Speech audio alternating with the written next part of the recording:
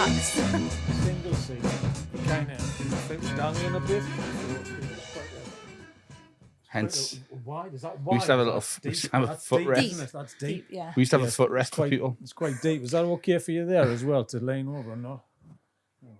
I don't actually ever think I've seen anybody try to put their feet up on Gordon. That was a. Anything's manipulated. Sorry. That's Gordon. Yeah. Gordon? No, go for it. Go for it. Gordon. Use him for No. anything. What's the story behind Gordon? He's a multifunctional friend. We've all got one of those. Aw. There's quite an in-depth reason for Gordon. What a It's great quite- way to start the conversation. Yeah, talk about Gordon. It's quite. We need to talk about Gordon, Let's talk Katie. about Gordon. Have you talked about him yet? Bits. Bits, yeah. Well, let's hear the story of Gordon. Well, we wanted a. Well, we needed a table. I wanted a table, and I know a wood carving artist called Keith Barrett, and Keith Barrett is making a sculpture. I think it's for the Northeast 800. It will be. Yeah. Is it Northeast 800? Yeah.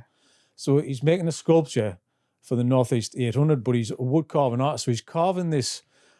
It's got a beautiful story around it. Mary Ann, she escaped slavery from America, hid on the hull of a boat, got a hull, and then she was taken in by a Quaker family in the Northeast. So he's kind of making this beautiful sculpture of her on the front of the boat, breaking the chains, and as she's sailing on the front of the boat. That's amazing. It is fantastic. So this thing's about 8 foot high, right? But it's going to be cast in bronze. So he spent 1.5 years making it out of wood. Then it's going to be cast in bronze. And then the bronze sculpture is going to be sitting overlooking the North Sea, kind of That's out to sea in the amazing. Tyne, which is fantastic. Gordon here, this was a spare piece of wood which he had from Built that story up so much to pull it back down again at Gordon. This is the whole point. This is the point in this room, in this podcast, is the fact that a spare piece we of have- wood. yeah, the story, we're serious about the story, but also there is a fun element to this as well, because I said, I would like a bench, and he had this. This is a spare piece of wood from that sculpture. And I walked in, and I was like, I don't want to be offensive, but it does look like a little dog. And I walked in, and Keith said, "How Dan, it looks like a little dog, doesn't it?" I'm like, I'm pleased you said that, because I was thinking the same thing. So anyway, a WhatsApp chain of, I don't know, 2 or 3 days later, we needed a name for it. And the salmon Sting image on there, well, Sting's real name's Gordon. So we named it Gordon the Bench. So now it's a mascot. It's a Northeast icon now. Northeast icon. It is. But it is. But it like looks, him. we've had hats on him, we've dressed him up with glasses and little boots. So we've had fun with him, but he's kind of building character. So Yeah. Gordon is a thing, and everybody knows him as Gordon. And we've even had people in there go, "Oh, bye, Gordon," and it's just kind of nice. happened. But from a lovely, serious story, we've whittled it down to Quite Gordon the literally Bench. whittled it down. literally Dan, I like whittled it that. down. Whittled it down. Say how we did Perfect. that. But yeah, It's but nice. everything's hand carved. But it's a cedar, I think, as well. I think. Sorry, Keith. He's going to kill us. But Keith's coming on anyway, so he'll explain the whole thing. So yeah, but it's an odd shape, but it's perfect for what that is. Do you know what I mean?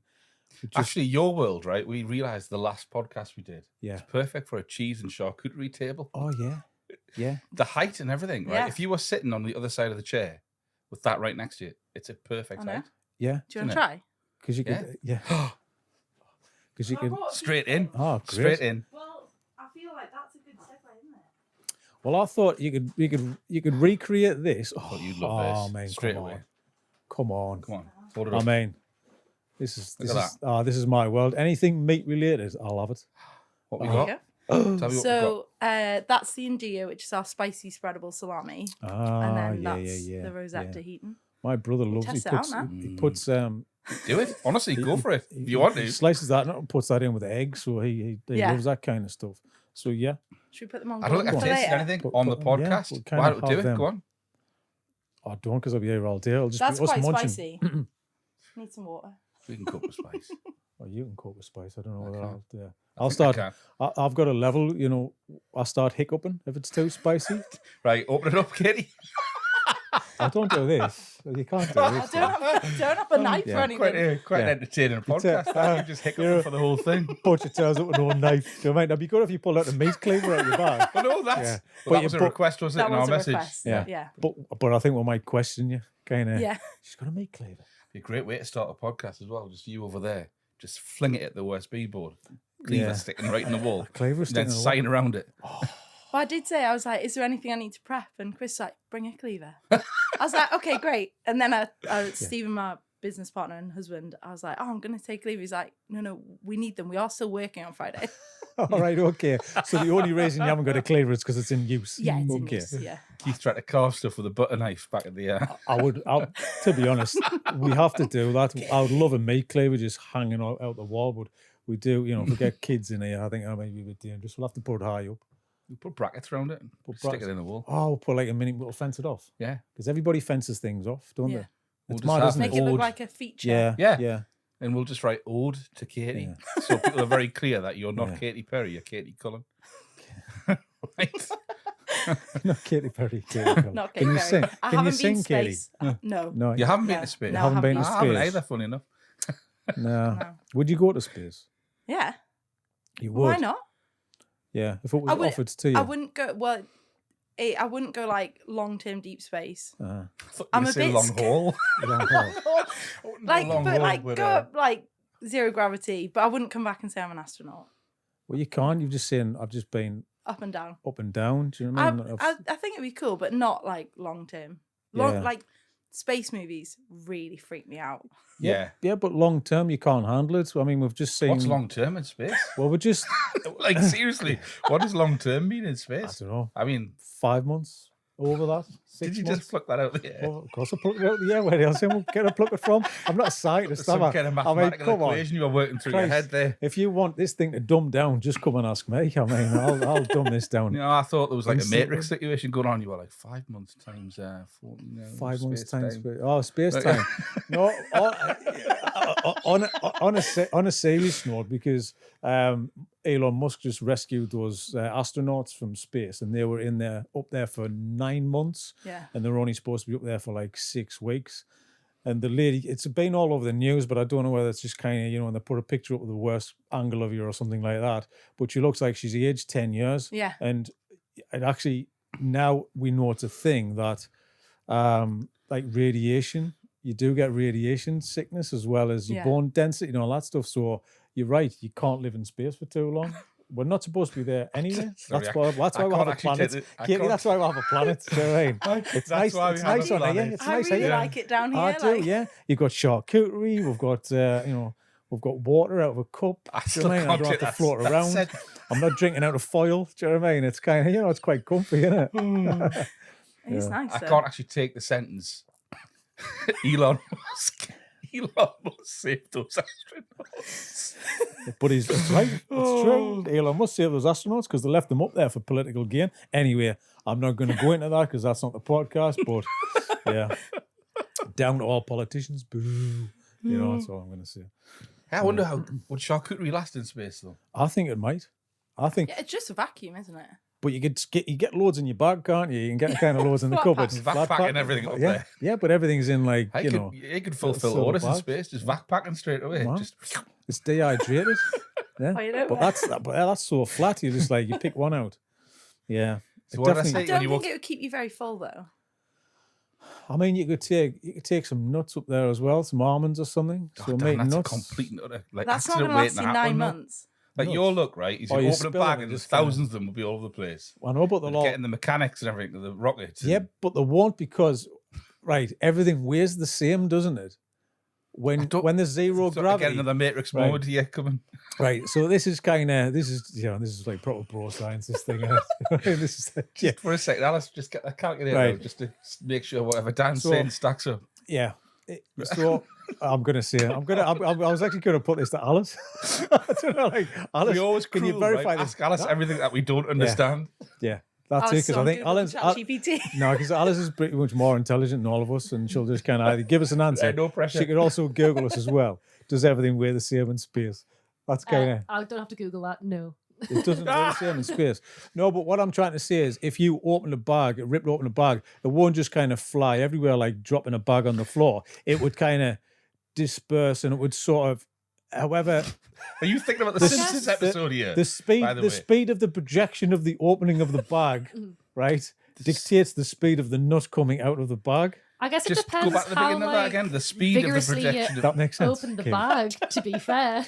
What the vigor of the What's opening in your Yeah. mug? counts. So if you went, right, it'll Yeah. come out quicker. But if you slowly did it, then the nut If will you do it rise slowly, yeah, and if there's no forces acting upon it, it'll just go the exact same speed forever. So if that's it it. was an unimpeded peanut Yeah. going, An it would just unimpeded peanut. it would just remain the same velocity. name. But it does technically have weight or mass. So It has weight and mass, but that's kind of the stupid thing I was trying to say. So you've kind of articulated this much better than I would, because that's your job, is to be much better than me, and it's easy. So anyway, Katie, welcome to this really highbrow conversation that we're Thank going to you.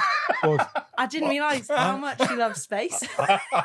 on that note, we've had a space conversation this morning, haven't we? So it's we're been a talking. theme today. It Right, has a okay. theme today. I didn't bring it up on purpose, but there was a program last night I caught. It was about the Hubble telescope. Oh, I watched it. Did you see Yeah, that? yeah. And you know, when things just kind of blow your mind and you've got to actually pause the TV and lie back and think about the whole thing of that light I'm seeing now is 12.1 billion years old. But I'm just saying it now. So what you're saying is 12.1 billion years ago. So Back how has in it changed time. now? It just kind of, it Do you bamboozles feel like you're our on Back mind. to the Future? Just my brain kind of broke, because the thing is, I can't He's not sit- been to sleep all night. Yeah. I have anything about it. My room's like, it's just all like drawings on the wall. You know? It's kind of trying to figure this out. You know what I mean? What's that But- Close Encounters? Where you being like sort of you putting stuff together and moulding shapes with mashed potato in your front room and stuff like that, and Oh, using so your I, mind. so the pepper pot. Like, Yeah. that's the satellite. There you you know what I go. mean? You've pulled all the Yeah. wallpaper off the Yeah. walls. You've got doodles and that up of like Aye. space and time and Oh, imagine that. That'd be good. Imagine that carved into a USB board. Do you know what I mean? There's a thing, yeah. But it's just God. one of those things that blows your mind, because I don't think our brains, I was saying this morning to Alice, we can't comprehend what that is, because of we only know things as like time as we say it, like you live for 80 years or whatever on average, all this kind of stuff. I mean, 12.1 billion, and then you go, are we alone? Don't be silly. I think it's impossible. Yeah. It's absolutely impossible. So what's somebody a billion years ahead of us on another planet? What's their world like? They might be looking at you right now.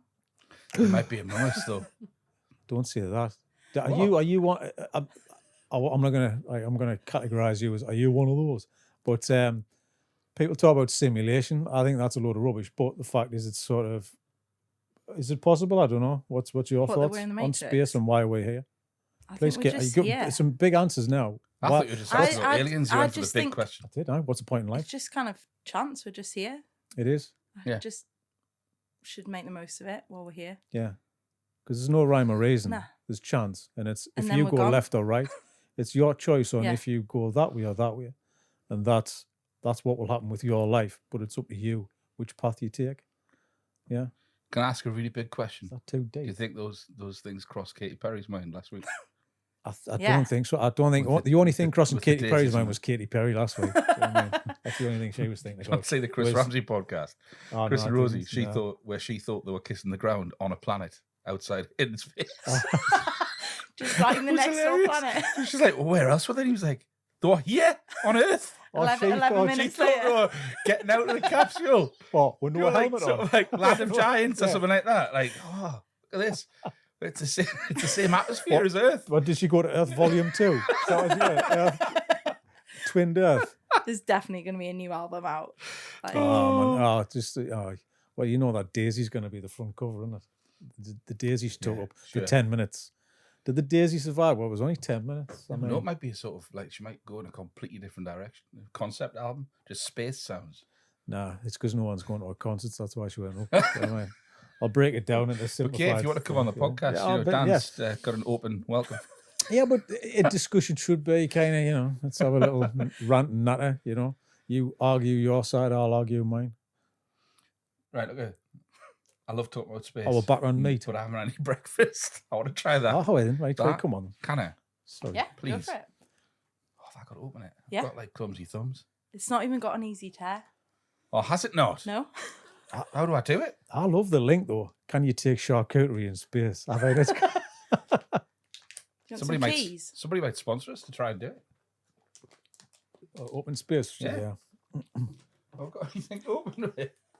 I'll do it with my teeth, but I'll probably pull one out on air. That would be embarrassing. Oh, go on, Dan. Oh. He's in. Go on. I'm pleased I can hear it. Tension. I'm kind of halfway, you know. What have we got? So that Little rat fingers. I think if he's you don't in. mind, please, yeah. Oh, lovely. You know when you kind of you're trying to prove a point. Yeah. This is like me trying to prove a point. Always forever the child. Katie, that's me. We've been making charcuterie for a little while, and we came up with this one, which is the Rosette to Heaton. So it kind of came about by accident. It's wild garlic and grana padano. Are you gonna feed us? Yeah. Oh, Yeah. There you go. Little baby day. it's so cute. Look at that. Huh? But yeah, we got the idea from all the wild garlic that grows in Heaton Park. And we're obviously really? right next to Heaton Park. So the first batch, we were using wild garlic that we'd foraged. Really? And then we started drying it out as well. And the combination came about because we very, very randomly got loads of grana padano for the shop. But then, I can't remember why, but we had so much spare. We were like, we don't want this to go to waste. We're like, see what it does in a salami. Awesome. That's fantastic. Really, really I awesome. kind of think it tastes like a pizza. Yeah, I know what you Like mean. that cheese yeah, and yeah, garlic. yeah, Yeah. I get that. So, right, I've known you for a while. Yeah. You said you've been making charcuterie for a while. Yeah. Where did it start? Where Did your journey with the butchery start? Because I find that really interesting.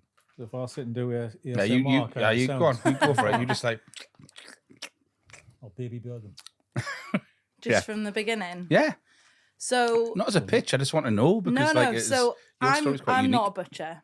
I can Yeah. do the odd little bit, but my Stephen, My Stephen, Stephen. my Hi, husband my Stephen. and Hi, my business Stephen. partner. Hi, Stephen. He's always been a butcher, and he was working in London. Started making charcuterie for the butcher shop he was in, just Mm-hmm. experimenting here and there. There was an amazing deli. There still is an amazing deli over the road from the butcher shop where he was working. So he would go and get the big. She did huge charcuterie cuts, sliced to order, and he'd go get the skins, soak them in water, and start experimenting to grow his own mold, and it started going really well. And then when we moved back up to set up Katie, the do you want shop, some charcuterie? It's just disappearing I've very got more of quickly. the shop. No. This is for you guys, present. Mm. This is the only time we're quiet when we're eating. And so when we set up the shop, we were like, oh, we'll do this as a kind of little side project when we set up in Gateshead. And we had this wine fridge because you need to ferment it and then mature it. So you change the temperature, humidity, and wine fridge was perfect environment because seal it shut. And we had little humidifier and dehumidifier in the bottom. This is in And the we arches, wasn't it? Yeah, Your- in the your arches. So shop. we set this up, and you went in. So it's obviously the arch. You go in, and there was all the beer fridges on the left, till at the very Yeah, top, and then remember the meat counters on the right. And then we had the block right in front of the customers. And then just behind the block, we had this fridge set up, and it had a glass door so people could see what was going on. We started doing it, and it was a little while after we first opened. I feel like maybe 6 months or something like that. It wasn't immediate. Started doing it, and customers started asking us, what's that? What's in there? And we're like, oh, it's salami. We're making it ourselves. And they're like, can I pre-order one? And we were like, yeah. Like, it was amazing for us. We were like, yeah. we were so new. We were like, wow. People. When was this? want Was this like 2018 or something? Yeah. Okay. So we opened 2018. Is that right? Yeah. Yeah. Really?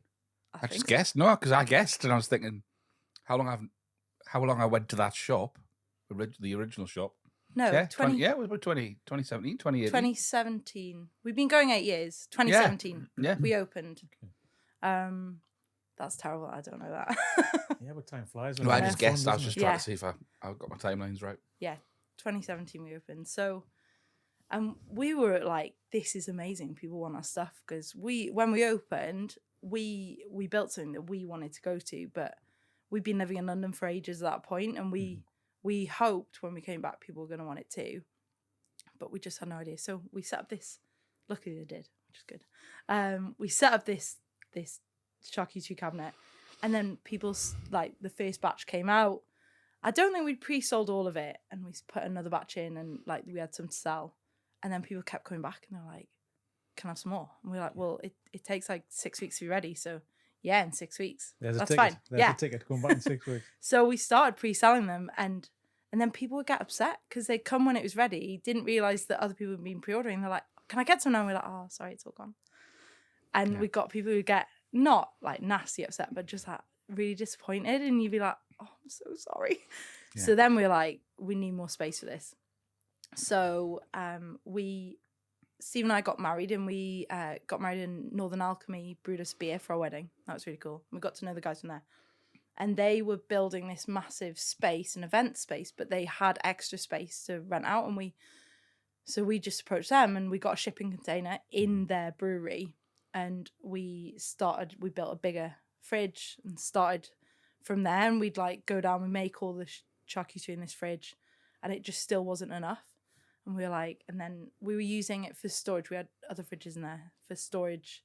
And I remember one Christmas, there's like a photo of Stephen with this pallet of bacon for us to like go and slice. And it was just, we were like, what are we doing? Like, this is unsustainable. Like, we can't do this. There's just not enough space. And like, they were so kind to us. And then we found a new unit that was just end of Heaton Road. And we were still in the Arches at this point, and we'd realised that we needed an extra space for just Christmas prep because it was chaos. Like, the first few Christmases, it's funny looking back on now, but it was madness. There was one year where we'd been working, and we finished at 5:30 in the morning, 5:20, something like that. And I drove one of our staff home. And then I went home, I got 20 minutes in bed, went back, picked him up, and we were back in the shop for 6 a.m. Stephen was sleeping in the shop because we were like, we've got so much stock in the shop. And like, we came down the corner and he was like hopping in his sleeping bag. I was like, he's got so much more sleep than I have. That's so unfair.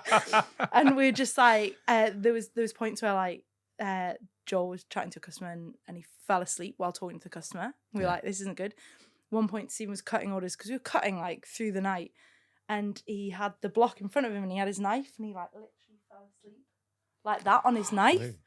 And I looked round, and I was like, "Oh, this is really quite dangerous." Yeah.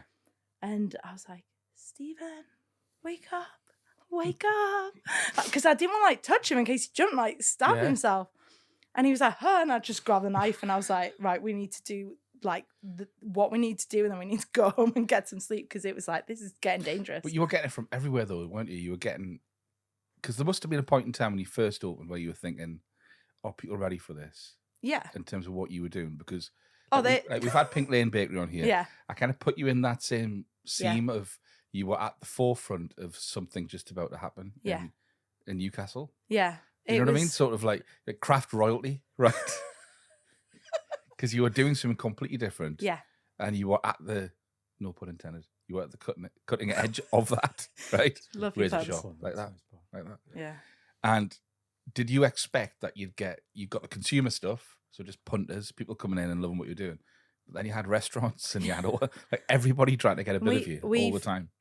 Like, I think there might be 1 or 2 restaurants we've approached the whole 8 years. Everyone else has come to us, which has always been amazing. No. Like, we never planned to do wholesale. Like, we had this plan to open this nice little shop where we sell beer and good meat. And we just we never expected it. The first day was, we did a Kickstarter campaign, and then we had people down for drinks. And we were actually quite busy in I'd say the first month, we sold more booze than we did meat. Yeah. And I think Steve was a bit disappointed. It's the only month the whole time we've been open we've sold more booze than meat, because after that point I think it took people a little bit of time to trust what we were doing and see that we were doing it properly. And there was when we first started, people didn't know what we were, so we'd get a lot of people coming in and they'd be like, "So what are you?" And we're like, "What do you mean, we're a shop?" And they're like, "No, but like, what are you, a butcher's or a bottle shop?" And we're like, we're both. Like, which is the thing that I got excited about straight away. But I guess it took other people time to sort of connect the two things. And we were like, well, like when you go to a supermarket, they sell beer and meat. Yeah. And they were like, well, I guess so. And we were like, yeah, well, that's us, just without the other stuff in between. Like we just brought the two ends together. Yeah. And it took a little while. It was like a good 6 months a year of people going, what are you? And we were like, we're just us. Like we're just selling really nice products that we enjoy and we want to consume. You kind of started, it felt like a movement though. You started a thing. You did. It started a movement of people enjoying the juxtaposition of those sort of things coming together. I think because we've been living in London, like we're both from up here, we've been living in London, and there was all sorts going in London at that time. So it's like the Serial Killer Cafe just opened, and we were like, well, if that works in London, like a butcher's and bottle shop in Gateshead at the time when we first opened, that'll be fine. Like, Serial Killer Cafe. Yeah, have you not heard of it? Yeah. No. It's on Rice Brick Krispies Lane. What did they sell? Rice Krispies and that? No, Cereal. just- Yeah, like all cereals from all over the world was and once all like different that. flavours of milk. And you Really? can go. We went once, and I was like, "Oh, this is class to go once." Yeah. I really enjoyed it, but it's a gimmick. Yeah. I can't remember what cereal I had, but yeah, you just choose your cereal and choose your milk, and then I think they have like different toppings and that. It's wild because like when I was a kid, I wasn't really allowed sweet cereal. Yeah. I was allowed it on a holiday, and I had to mix it with like savoury cereal, like cornflakes or Rice Krispies. Savoury cereal. Contraband I've cereal. Well, never it's heard- not sweet I've never cereal, heard is of it? categorised savoury cereal. Well, but it's- like sweet yeah, cereal is like it's like- not chocolate, kind of. It's not Cocoa Pops. yeah, Rice Krispies, but not Cocoa Pops. yeah. Mix the two. Yeah. Yeah.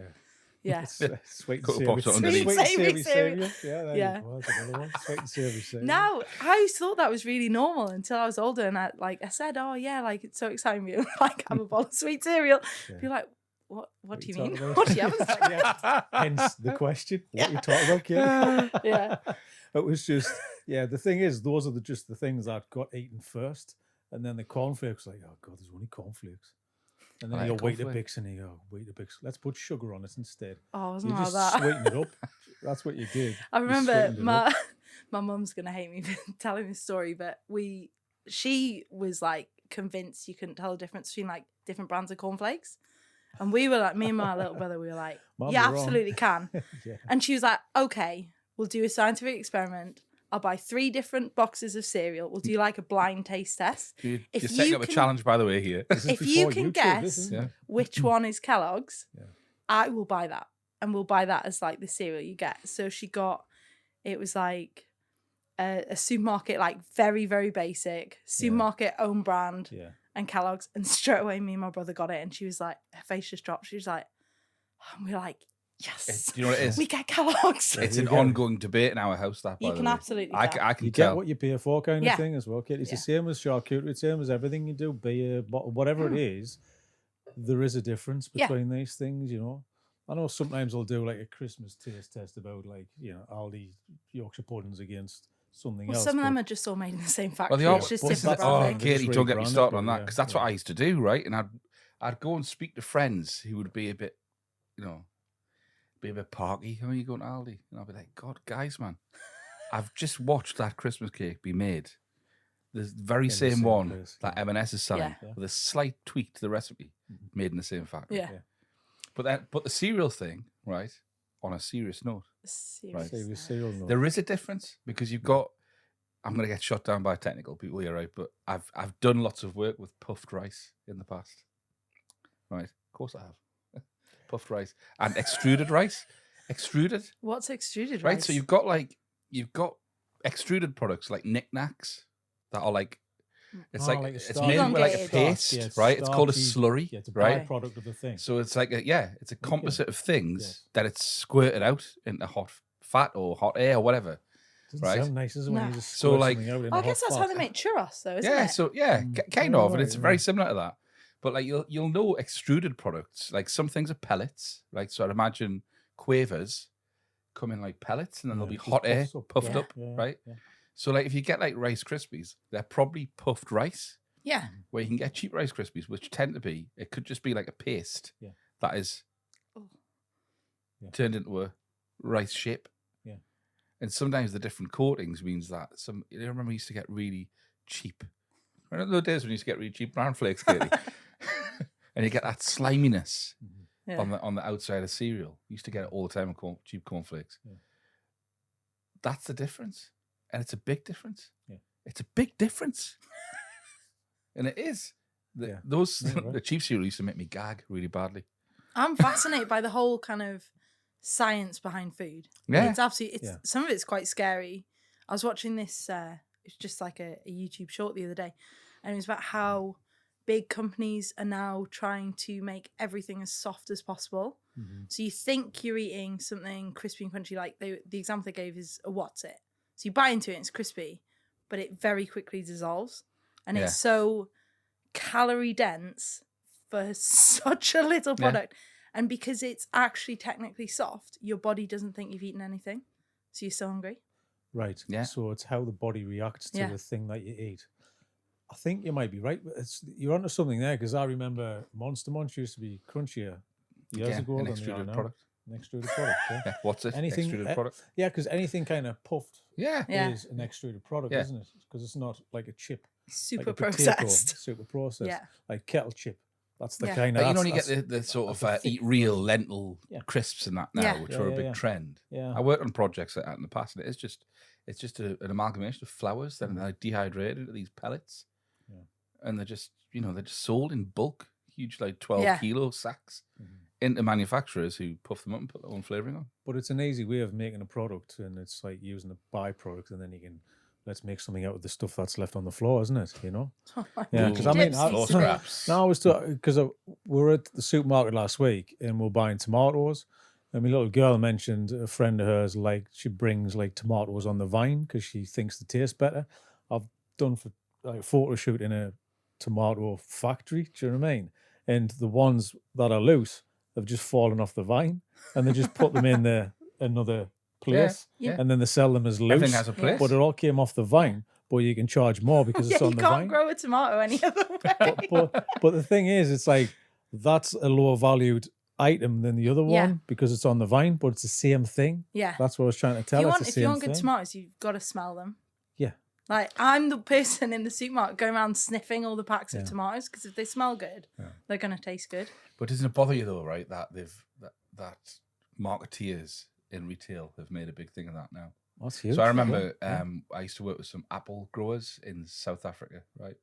And they used to say they used to grow these, I can't remember what type of apples they were. Probably doesn't matter. But the specifications they had to meet, right, to sell, I don't know, like a bag of edible apples into M&S or Aldi or wherever. The ones that they threw away, they just went into like dried products, like fruit snacks and things like that, or fruit juice. Mm-hmm. But now they're marketing wonky veg. Yeah, it's like a wonky carrot. Mental. Yeah, it's just like it's all the same. Like yeah. But I saw we were in the supermarket and we saw this girl and she needs some potatoes, and her partner was like, "Oh, we'll get those ones." She said, "Oh, I've got dirt on them. Just wash it." Sorry. I was just kind of like... But are you paying more for the dirt because it looks more organic? Weighs more. Yeah. But the thing is, if you package that up and then you put maybe it's like a brown and earthy looking thing on the front, paper bag, and an italic kind of writing. Totally. It changes the whole idea, isn't it? Because it's marketing 101. But it is key. Like, it is completely. You can sell anything because of the marketing. Well, because we eat with our eyes. You do. Like, yeah. Is that when you leave the green tops of the carrots on? And he's like, oh, it's so premium. I mentioned that exactly off the back of the tomatoes thing. I says, we just leave the grain on and it looks like it's just from the earth. Yeah. Looks like you just picked it. Yeah. So you can actually charge more. It's the same as the vine on the tomato. Yeah. You charge more per kilo and it weighs more. Plus, because of the vine on the tomato, that's where the smell comes from, is from the vine. The next level will probably be like the staff in the supermarkets. Like they've got to like dip their hands in muck and that in the back room, walk around with overalls on. Just pull these out the ground, the back. I don't think EHO would like that very much. Get rid of the hand sanitizers. We've got like a mud bath at the door. Now the front end's just soil and you just pick your own. Do you know what I mean? We've got this interactive experience. We'll charge you double. Oh, yeah. Charge you double and you do the work. We call it the allotment. Do you know what I mean? You go down to the allotment at the front of the shop and you pick your own. We were talking not about like doing your own, but we were talking at Christmas because we make so many pigs in blankets. We have to start making them immediately, and then we make them and freeze them.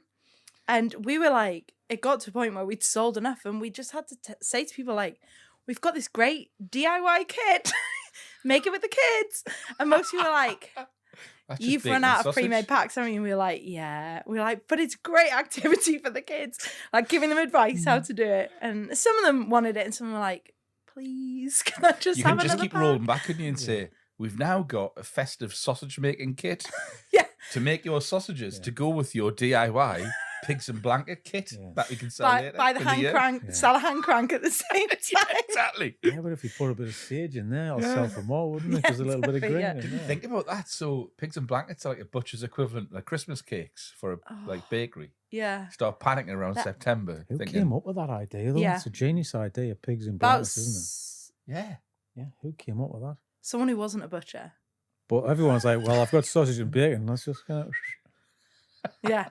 And the problem is they're so easy to eat. Like, we sell them 10 per pack. And I was taking a Christmas order this year, and the guy was like, how many are in a pack? I was like, 10. And he thought about it. And there was only like him and his partner and his 2 kids. They weren't having anyone else around. I was like, how many packs do you like? 1, maybe 2? 5. I was like, 5? He's like, yeah. I love pigs in blankets. I was like, right, okay, 5 it is then. If it doesn't fill 3 shelves of the oven, I'm not bothering.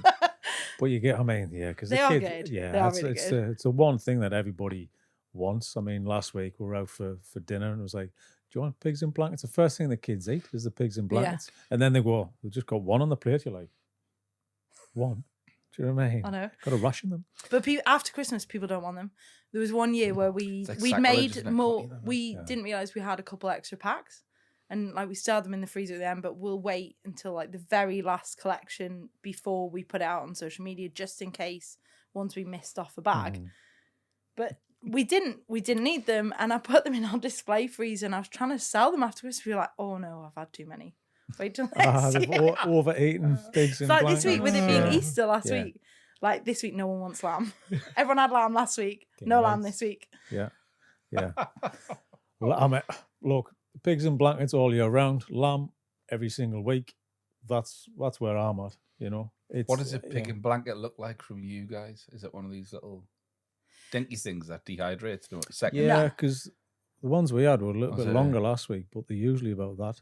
Yeah. So we do our cocktail sausages, which is basically in our chipolata skins, but just half a chipolata in length. So our normal chipolatas are about that. Yeah. Obviously, I realise this is partly a podcast and you can't see. But so cocktail sausages and then wrapped in bacon all the way up. But you spread the bacon out so you can roll it all the way along. So it's not just like a tiny towel around the middle. Yeah, around your waist. Yeah. Are you going from shoulder to feet? Yeah. On the pig. Yeah. Like a dressing gown. Sorry, our brain has went into merchandise zone already, but like a bashful sausage standing in a towel with bacon. Yeah, of course. Yeah. Have you not ever seen our old jumpers that we used to have when we were in Gateshead? We had these cool jumpers and they had just all these little cartoon animals, and like one was like a pig that was a butcher.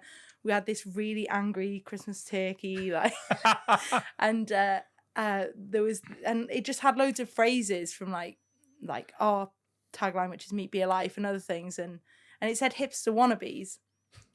Am I allowed to swear? It. Yeah, go for it. Okay, which came about because someone commented online we were a whole load of hipster wankers. And we were like, we can't put that on a jumper, but we could say hipster wannabes. So we just you could star it out. Yeah. Put some kind of like steak instead of a star. Yeah. I've just had it. Yeah.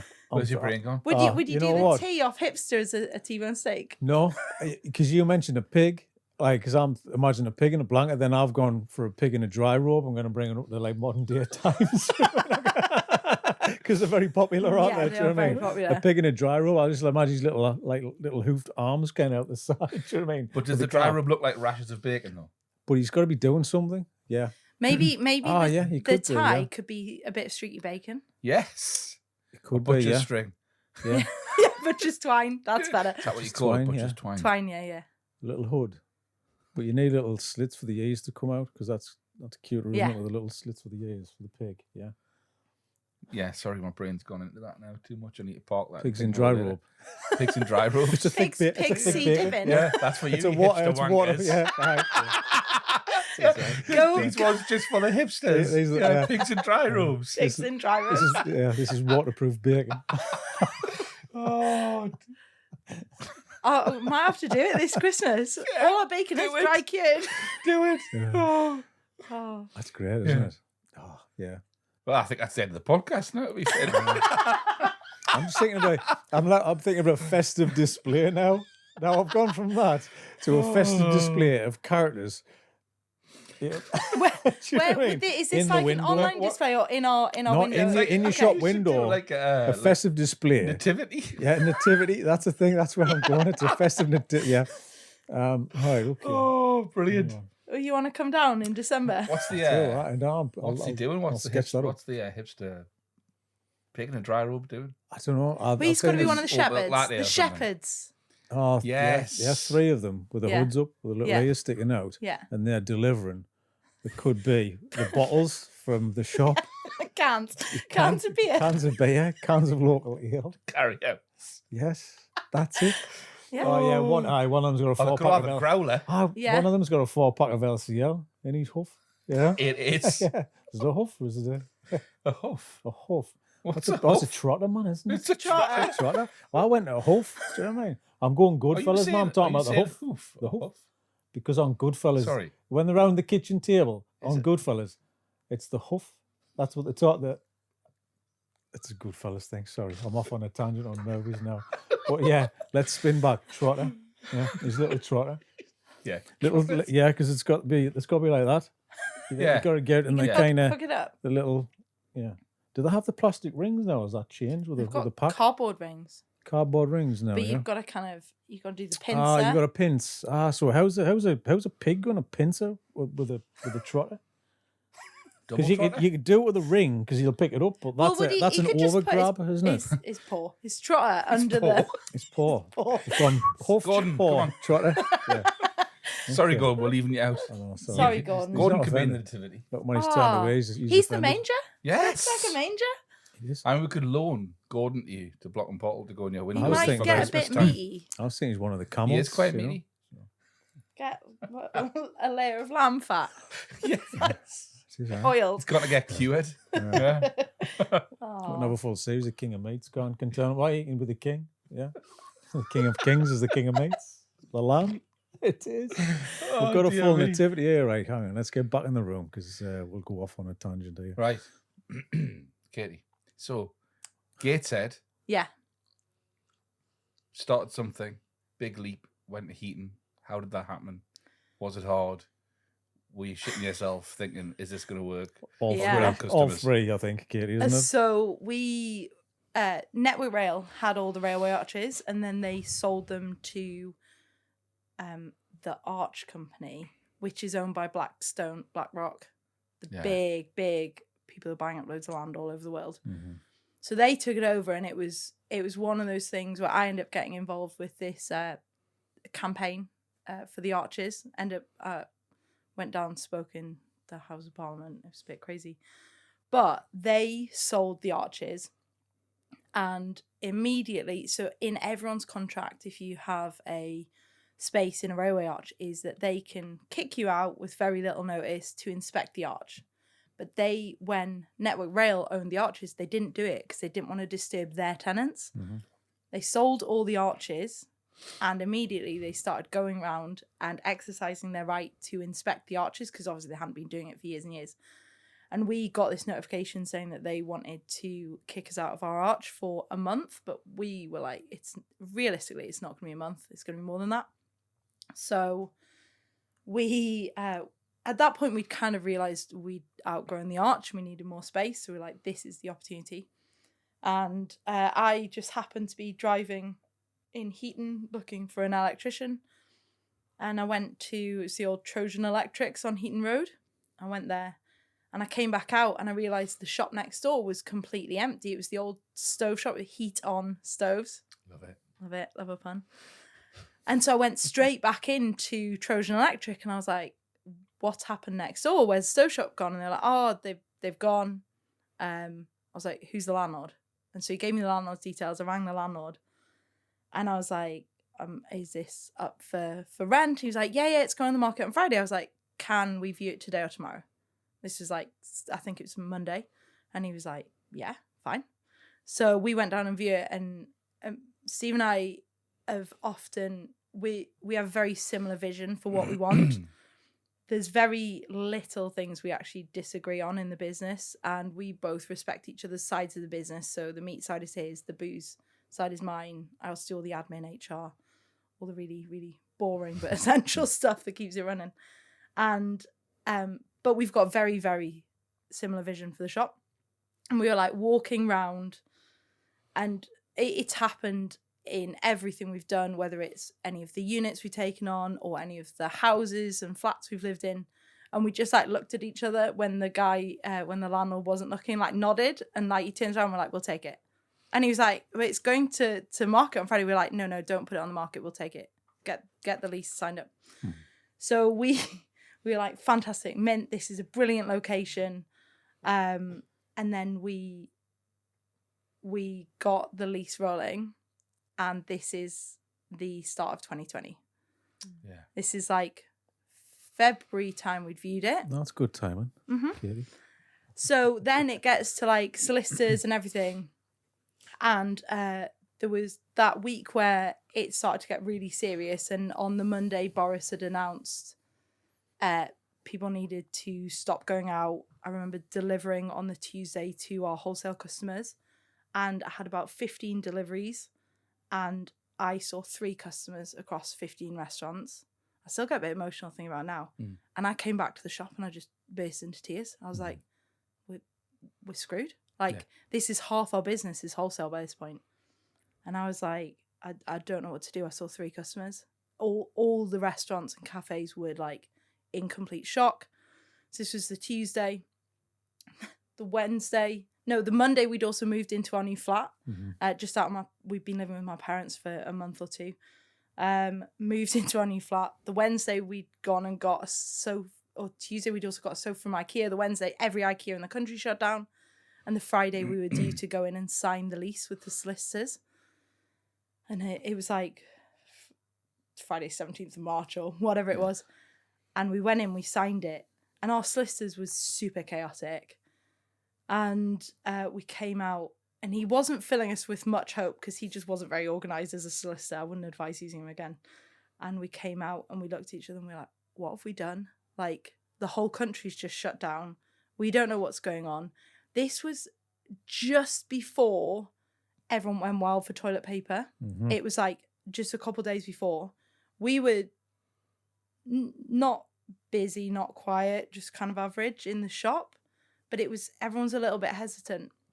And then the toilet paper crisis happened. No one had any toilet paper. And I remember there was a point where there were 3 of us were in the shop, and we were so quiet. There was like the hydroponics shop, a couple of shops up.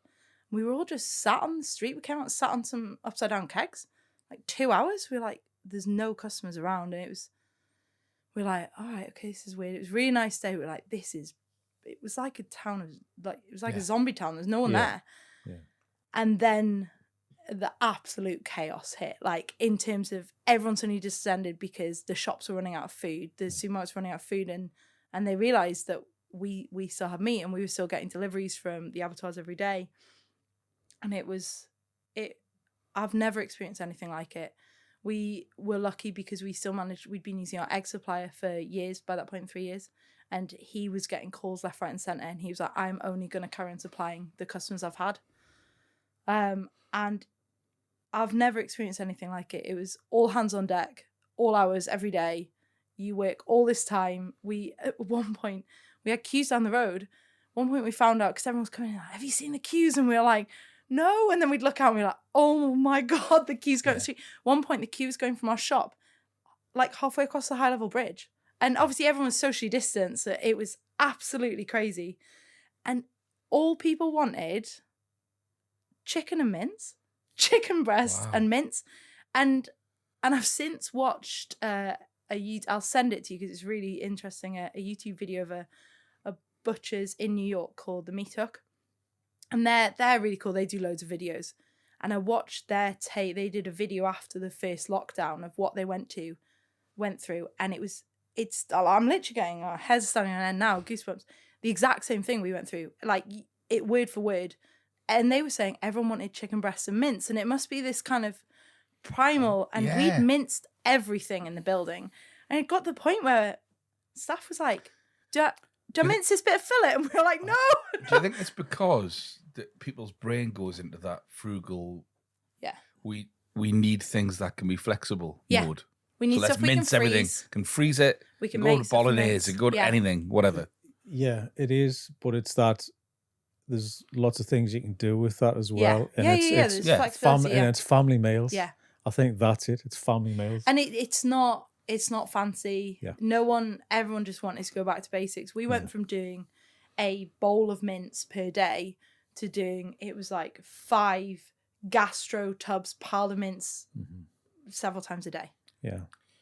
It was a massive catalyst. I mean, I know it was the backdrop was really negative, but like when you look at the stuff we did in that period of time as well, the push, because shops were running out, like mainstream retailers and supermarkets and everything. So you would have saw a huge draw of people that you hadn't seen before, new customers. And that's when I think I really first met you, was around that time, because you'd started doing that food delivery thing. Yeah, we did. Well, we did. Yeah. Would it be useful for you? And we were like, no, we can't. We can't do it. And we'd start doing our own kind of deliveries. Yeah. It was huge for small businesses. It was absolutely amazing, and I think everyone really realised what was important to them, and it was having those local shops that are going to be there for people. Like I've never worked harder in my life than that first lockdown, and I almost felt a bit lucky. There was a point where several other small businesses had shut down. Stephen turned around to me. He was like, "Do you think we should close?" I was like, "No." Like he's like, "But what we're doing is really high end." And I was like, "It's still food." And he was like, "Yeah, no, you're right." It was just like one of those momentary kind of flitting conversations, and that was the only time we ever thought about closing. It's a really good point, because I was like, there is no food left in the supermarkets. How will people eat? We managed to get Hillhead's farm to supply us with veg, so that we'd have veg for people, because there's no veg anywhere. It's adapting, isn't it? And that's what you did. So it was. But mad. It's funny that you said that. So Stephen said it's high end. You said it's just food. Yeah. Did it make you think about your position as a business at all? Did it, in terms of your appeal, and did it open up a new customer base for you? Did you get new customers? We definitely got new customers. Yeah. I think it just made me feel very strong about what we were doing. Like the fact we still had the supply chains in place. Like a lot of supermarkets operate a just-in-time, or they were operating a just-in-time model. And it shows, although that's great for business, it doesn't work in any times where the food chain breaks down. And I think the food chain all over the world is so delicate now. You have the smallest interruption, whether it's a pandemic, which is obviously huge, or an outbreak of avian flu. Like you have this such delicate balance, anything can upset the scale, and that also sends prices all over the place, and that's really difficult to manage and difficult to cope with. But we absolutely got more customers, because also at that first point everyone got sent home from work. No one was working from home yet, and people had nothing to do, so they'd come out and they'd come and talk to us, and they'd be like, it's really nice talking to someone. And we're like, that's great. And we're like, obviously we're always going to give people the time of day, because obviously not our whole thing is customer service. Like our whole thing is everything. It's every part of it. But customer service is such a huge and integral part of what we do. And I never want to say, oh, you need to hurry up, we've got like a queue down the high level bridge. So we'd spend that time, and actually the majority of people really appreciate that, because people were so lonely. Like, and we were the only people were getting to speak to. And I felt, we were on the front line. We were more at risk. Obviously at that time we had no idea what we were in for. But I felt really lucky that I got to go out to work. We were all classed as key workers. I got to go out to work. Had to write all my staff a little letter on headed paper in case they got stopped by the police, to be like, I'm a key worker, I'm allowed outside. Yeah. Like, do you remember going around Westgate Road at that time? And it was just like something off The Walking Dead. There was nobody anywhere. Yeah. Well, for the first few weeks, then just came back to life again. Yeah. But it was crazy. It's fascinating time now, looking back on it. and what we went through, and just that it kind of everyone went a bit primal. But it was a necessity. Yeah. And also it shows you the value of community. Yeah. Because when you don't have one, you seek it. Yeah. And you want Yeah. it. Yeah. And I think that's what you're talking about. People want to talk to somebody. And people had time to look up things, and that's why I think it was a terrible time for restaurants. It really was. But I think the food producers, whether it's Pink Lane Bakery, us, Northern Rye, all of those, people were able to have some time to look up what else is good, or they'd talk to us and they'd be like, where can I get this? And be like, go here. Yeah. It's just trying to find your purpose in it as well. And, we did. And that's when I met you as well, Chris. And we certainly found a purpose in delivering food. I guess everybody's always talking about slowing down all the time. Yeah. We talk about slowing down. Right, not anymore. and getting things into focus and all of that. Yeah. But you never, but you can't, you don't slow down. But for the people that you were serving in the community, they did. Yeah, they slowed down and put their lives into sharp focus because it was enforced. Yeah. And then all of a sudden, what was important to them came to the forefront. Yeah, of their minds. absolutely. Yeah, but I think it's easily forgotten, and we've got to. You have to live in a realistic world, because now it's as if that never happened, but we look like it's a nostalgic. Oh, remember when? It was lovely, wasn't it? You know what I mean? Like COVID feels like Beamish. Yeah, I bet they put in an exhibition. You know how they're doing they've got the 50s and the COVID era. 70s. All the and shut they're doing, and I've gone in now. You're not allowed in. But they will. I'm sure they'll have some sort. They've got so much land. Because it was such a seismic shift and everything. Yeah, I do love Beamish. I didn't think about that actually. Yeah. Beamish. COVID. I bet they will though, because it was COVID town. Yeah. Yeah, it was. It was such a key part for so many of us, and none of us had ever experienced anything like that before. That level, it was crazy. Do you not think in 50 years' time we're all going to look back and be like, oh, what were you doing? Were you a furloughed worker or were you a key worker? No, but I think you will. I think even I was listening to something on the radio last night about. You see all these bills that are coming up now with social media, and they're talking about curfews and dopamine addiction and kids getting obsessed.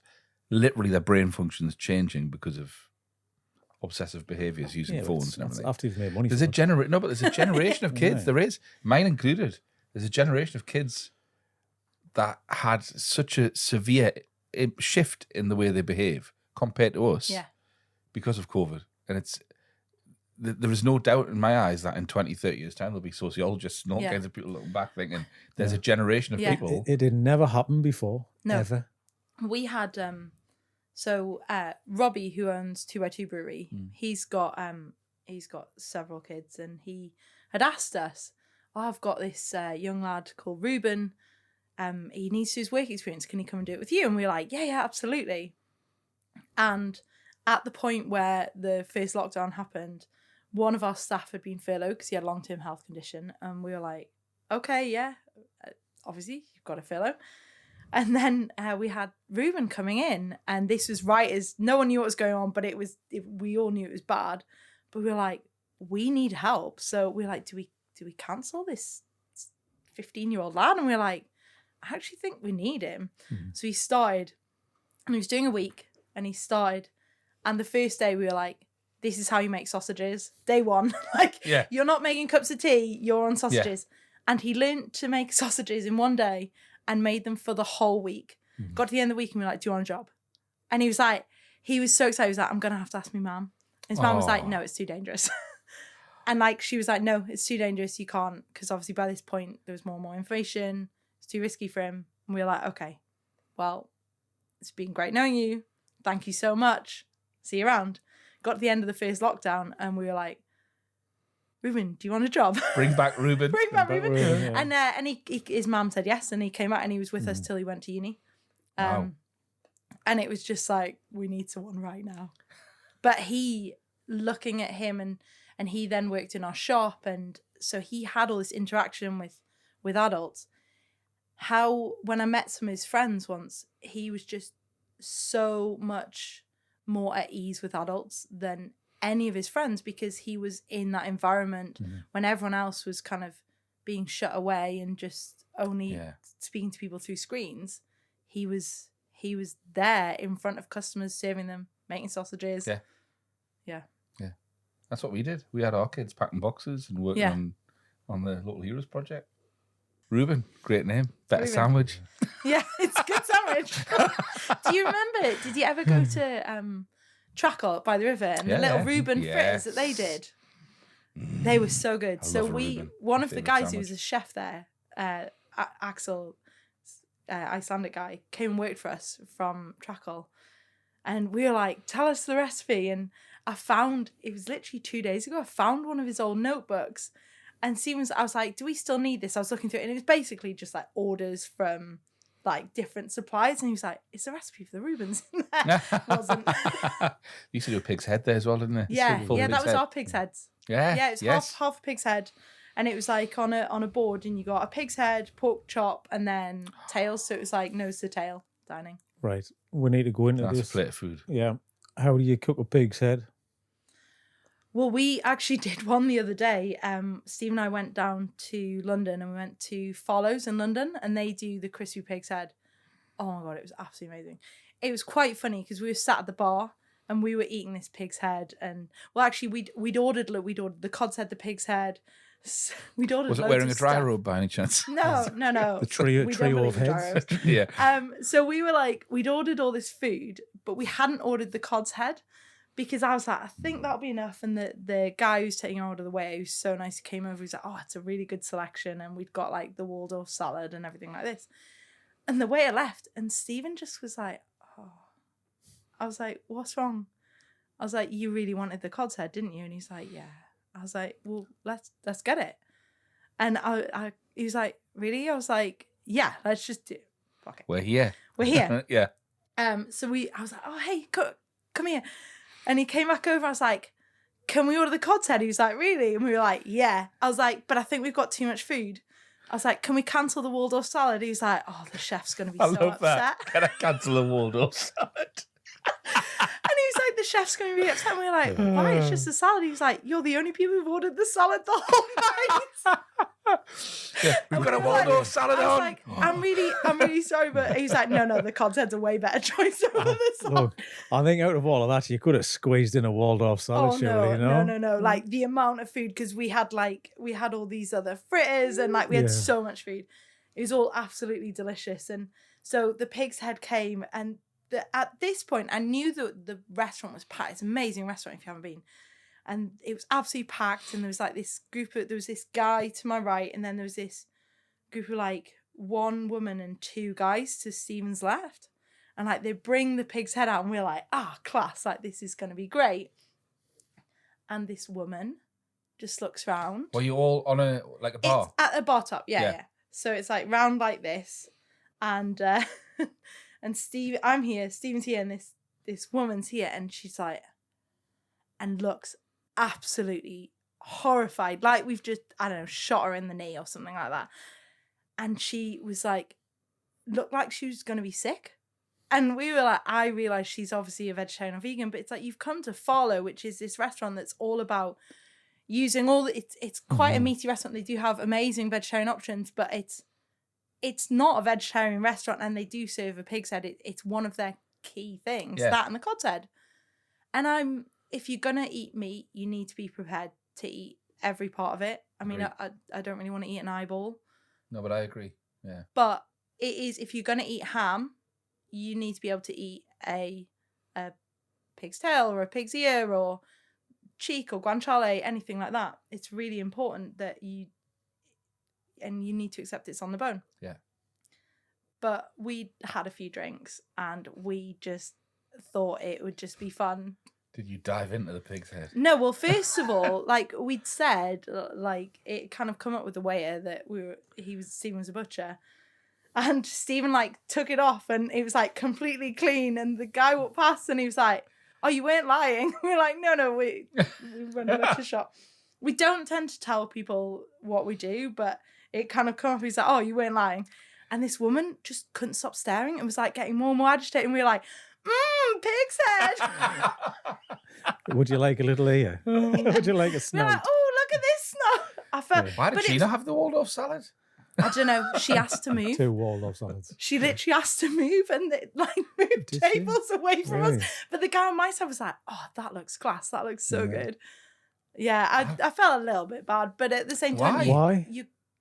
Because you're not we rubbing a were nose in taking it, the though. piss. Yeah, That's just snout. because. Yeah, but that snout, come on. that's fantastic. That one. That was a good one. That's snout. Sorry. But I didn't feel bad for eating the pig's head. I felt bad for us being slightly drunk and a bit Guys. like, oh, look at this pig's here. But Yeah, but if she didn't make a thing of it, you wouldn't have leaned into it. no, exactly. Like I do like to wind people up a little Yeah, bit. it's table tennis. But then people I like do to as wind me well. up too, Yeah. so that's fine. Like, When it comes to challenging people's like food icks, I like to push Challenge people's buttons a bit. yeah. Right. But, so hold on though, you approached it as a professional. How would you approach a pig's head? Alice, how would you approach a pig's head? I've truly got With no caution. idea. Well, With caution, no, it's kind of there's got to be a Like, way of where do like you- where do you eat, what do you eat, kind of thing, because you can't eat absolutely everything. You've got to eat I would most be things, you know. that you'd So like yeah. taking the ear off and Yeah. someone would go. Well, I'd love to know. She was. No. Yeah, because I asked about like how do you eat a pig's head, how do you cook a pig's head? I'd love to know Oh, the yeah, full sorry, we got process. done. Can I just ask the process of like from cooking to eating? We'd gone down to Follow and we'd had this Next pig's week. head, and then a few weeks ago it was the day of the Newcastle match. Mhm. Newcastle Liverpool. Stephen is a Liverpool fan, so is our friend Jack. So Jack, Claire, and then Zach, who runs These Beans, the coffee shop, all came round to ours, and we were like, right, we're gonna have a barbecue, and then we'll go watch the match. Good fun. Yeah. Like it. So anyway, we had this whole thing about this pig's head feast for ages, and Ian and Ness from Pine were supposed to come down. They couldn't in the end because they were in France. And so what we did in the end was Stephen did it, but he found the recipe from Farlow, brined it for, I want to say 24 hours, and then slow cooked it. And then Zach had a deep fat fryer vat thing, and we just set that up in our backyard, dropped it in the deep fat fryer. How do you slow cook it in a? It's just in an oven. Yeah. So we're going through the brining process. What's that look like? I'm going full details here, mind, Katie. So Brining liquid. no, but I want to step by step. I want to visualize. I want to see you picking it up I'm and not doing even the the thing. cook in Do you our know what I mean? house. So, yeah. Well, it like It's what is stock. the brine? So Okay. we made up a stock of just loads of veg, so like fennel, onion, carrots, celery, all of that. We were doing it in the shop because we suddenly realised the timeline for when we needed to get this done. So we're like in the basement of the shop making up this brine, salt obviously, and then cool that down, drained it, and then submerged the head in it, and then Right. put that in the fridge, submerged in the liquid for 24 hours, so just in a big gastro tray. So it's kind of like comes out like a jelly as well, does it? No, because it was still super liquid. Yeah. Because we Okay. didn't cook the pig's head in the stock. It So was it goes just in raw. cold. Yeah. Yeah, it went in raw. Yeah. And Just then to get the after, flavour into yeah, Yeah. and yeah. to tenderize it and to start part cure it. Like that's how you make bacon, is just applying salt. Yeah. But so then we took it out the liquid and then slow cooked it. Yeah. So that kind of absorbs into Yeah. the meat, and then you lift that, and then you put that into. What are you putting this into? It was like one of those kettle urn round things. Yeah, I know what you mean. Kettle. That's all right. Yeah. And that's- that was just filled with oil, and it was Yeah. like off a gas canister in our backyard. Fully submerged Yeah. bush Yeah, in yeah. the deep fat fryer. And how Yeah. long does that cook for? It didn't take very long. I want to say like half an hour because Okay. it was already cooked, and it was just, and that's what makes it crisp up. Okay. And it was unbelievably crispy. It was so Yeah. good. Sounds amazing. Yeah, it was. Well, really it is because you've got the flavour because it's in the brine Yeah. and it's been sitting there for a while, and then you'd put in the additional, which I love, the crispy outer coating on everything. Do you know what I mean? Yeah. So you've It got was the good. best of all worlds, haven't you? And we did that. We did so much food again. So I made these 2 lovely salads. No one ate them. Waldorf, or- Not a Waldorf salad, no. Yeah. So is this a full pig's head? Is this a half pig head? It was a full pig's head. Full pig's head. Yeah. Yeah. And when you serve it, how do you start? It How was do too you hot. We serve did this it in up? half though, Okay. because we just didn't have the The space to do it space as to a do, whole. yeah. Okay. And just on a board. On a board. Out in the yard. Yeah. So you just My go in with salads that no one touched. Yeah. Only because we had so much other Yeah. food. But are you diving in with a fork? Where do you start? Is there a got to have a Well, bit of everything? when How we were do in you... Farlow's, Stephen took the cheek muscle off, Uh-huh. and like we divided that between our plates, and Yeah. then cut the ear off and snapped it off, and Uh-huh. and ate it that way. I think with our friends, it was just like, because we're in Dig the in. backyard, just digging, like in the middle. So does the ear go almost crispy, like a kind of pork crackling? Oh, sort like of? fully crispy. Yeah. Yeah. So you just snap a bit off and then it just crumbles. Yeah. What about the snout? Also goes really crispy. Does but it? by that point, we'd eaten so much, I took the snout off. Yeah. And when we went to the football match, we went down to 2x2, Mhm. and I took it for the dogs, and the dogs were like, "Oh, get in!" Yeah. Because I didn't want it to go to waste. Like we had so much Yeah, food. yeah. Like I don't want to ever waste food. So Because the cheek, obviously, we eat a lot of the cheek. Yeah. Do you know what I mean? So that's the meaty part, isn't Yeah, it? So, yeah. But everything else is not as meaty as It's the cheek. crispy. Crispy. Yeah. Enough for how many people is one head? Sorry, I'm already thinking about doing it. I'm thinking. Yeah. I reckon actually it's a probably learning curve, this. given that it depends how much else you've got. Mhm. Like how many of the sides are you gonna have? Are you gonna have some salad? Are you gonna have Waldorf salad? Okay. Cod's head. Yeah, Yeah. cod's head. We couldn't get the cod's head in time. We did like a cod loin instead, but I was ringing around all the fishmongers. I rang Hodgson's Fish. I was like, "Do you have any cod?" Well, they were supposed to deliver one, and then like, "Oh, we don't have any." And then they were like, "Oh, we send them all to Norway or something like that." Yeah. I was like, "All right, okay. I know I'm you not meant- going to Norway for a cod's head." I know you mentioned eyeball earlier on. Is the Yeah. eyeball still in the head? Yeah. I was wondering that. What Does happens anybody when you eat the deep fry it? eyeball? Does it pop? No, Does no it just one. sort I of mean, you sit could in- do. Yeah. It's okay. not. I think most people probably wouldn't. Yeah. I know when they had it on at Trackall, most of the time the eyeball and the brain would get left. I was going to ask. That's my next thing. Is the final thing is the brain? Do you eat the brain? Is I the didn't brain eat in? the brain. The brain's Okay. in because we buy whole pigs. Mhm. They come with the head on. The brain's still there. It's not Okay. been surgically It's not brawn. removed. It is brawn, isn't it? Is that how you Yeah. make brawn with Yeah. pig's brain. I'm. There's certain things where I'm a little bit. I probably wouldn't have that. Why is that? Is that I used texture? to Or be is that just vegetarian. okay? Hang on. Yeah, now I've got Hang a on. bunch of chocolate. So I was Right. vegetarian from when I was 15 to 18. Uh-huh. And I was quite militant. And then it was roast chicken that brought me back around, not bacon. I didn't like bacon at the time. That's And it's quail- rare to hear that. It's usually bacon, it's isn't usually bacon. I've nearly turned a vegetarian through bacon. The smell Well, of I didn't bacon. like bacon at the time. And then I went to uni and discovered what hangovers were. it? That's what That's when it bacon's gets for. you. Yeah. It's when you're weak. Yeah, and then It's I was when you're like, down. now I love bacon. But yeah, it was a roast chicken that turned me. I remember I went to pick up my brother, and I'd been starting to consider that I wanted to eat meat again. Mhm. And I went to pick up my brother from his friend's house, and they'd cooked a roast chicken. And she was like, "Do you want some?" And the mum didn't know that I was vegetarian, and I just went yes. And my brother looked at me, and I went, "Shut up." I just ate it, and that was it. Now's the time. So See, it just makes went sense in. to me though, right? To go from a militant vegan, I wasn't vegan. No. sorry, militant vegetarian. Sorry, yeah, not a vegan. No. Yeah. There's a big To- difference. To a thing. nose to tail Butcher. butcher. But that makes Yeah. sense to me because it's a kind of you're either in that camp or Yeah. you're not. You're a militant approach and you thought about everything. Do you know what I mean? And you came back and you thought about it before you actually started to eat it. Do you know what I mean? It's Yeah. like I was considering. Who Laughing how considers quick you this came sort of- back. I wasn't a vegan. I wasn't a vegan. No, fair enough. If people want to be vegans, that's fine. But like for me, a lot of times when I go out, I do actually eat the vegetarian option because Yeah. we have the best quality meat Mhm. at work, and we can have it at home. So I will often go out and eat something that's vegetarian. Not always, because also I find it really interesting what the chefs have done with it. Yeah, you want to Yeah. try something new, don't Yeah, Yeah, of course. exactly. Like I want to try something that I can't cook Mhm. at home, which is quite a lot. I'm doing more cooking, but yeah, I want to try something new, but I always want cheese and eggs.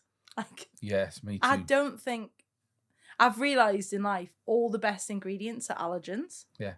like- Yes, yeah, Think about it: Yeah. Mhm. shellfish, yeah. eggs, dairy, Yeah. Just all Gluten. All of my go-to things. all of the sulfites, which is in a lot of wine. Mhm. It's all allergens. Peanuts. I'd never thought about it that way. hmm There's only one thing left on the planet, right? Eggs or meat. What would you choose? I'd get a live chicken, and then you can have eggs, It's a and then you can have a brilliant chicken at answer. the end. That's goose stew, isn't it?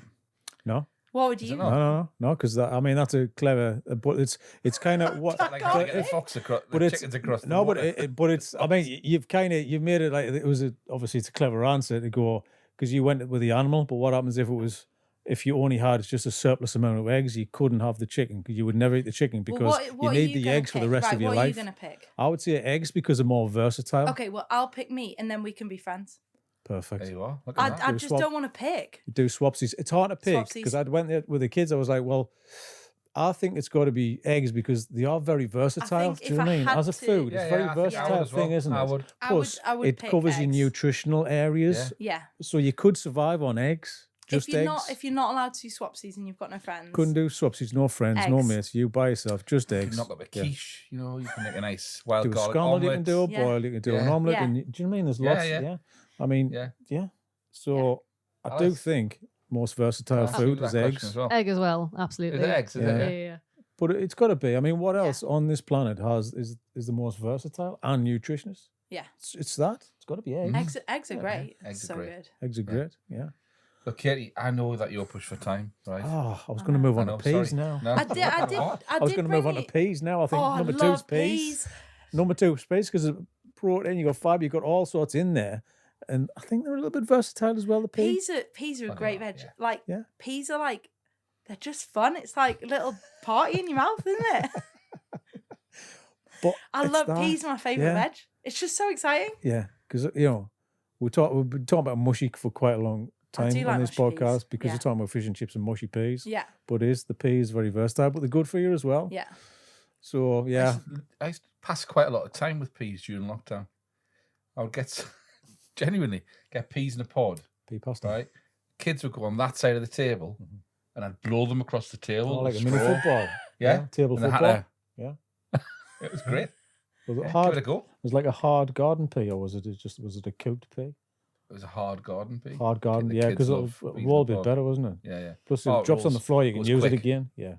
Because if you drop a cooked pea, probably cause a bit of damage if it goes too fast. Yeah. If you flick it in their eye, you can.